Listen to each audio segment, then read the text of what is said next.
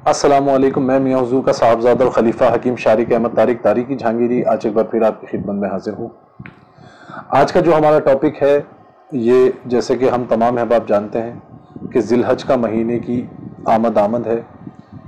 तो जो अहबाब ज़िलहज के महीने में आमाल करना चाहते हैं उन अहबाब के लिए ख़ास आज का टॉपिक है, आज की वीडियो है कि 3 बहुत ही ख़ास आमाल ज़िलहज से मुताल्लिक, जो ज़िलहज के ख़ास जो 10 आयाम हैं, 10 दिन हैं, उसमें जो ये ख़ास आमाल किए जाते हैं। तो पहला अमल जो है वो सूरह कौसर से मंसूब है कि जो अहबाब भी सूरह कौसर रोज़ाना की बुनियाद पर 4300 मरतबा 10 दिन तक पढ़ेगा तो ये सूरह कौसर की ज़कात अदा हो जाएगी। और इसमें तर्क जलाली और तर्क जमाली का ख़ास परहेज़ रखना है।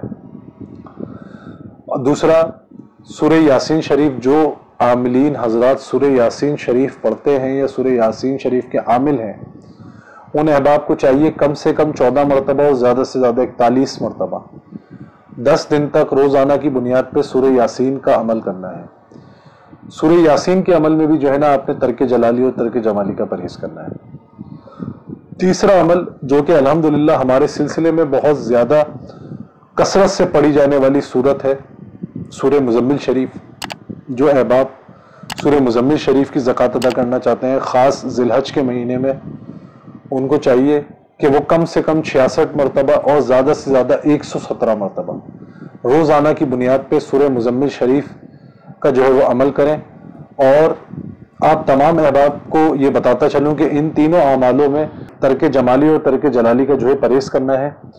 और जिस दिन आपने ये अमल शुरू करना है उससे एक दिन पहले मगरिब के बाद से आपका तर्क जमाली या तर्क जलाली का जो है वो परहेज़ शुरू हो जाएगा।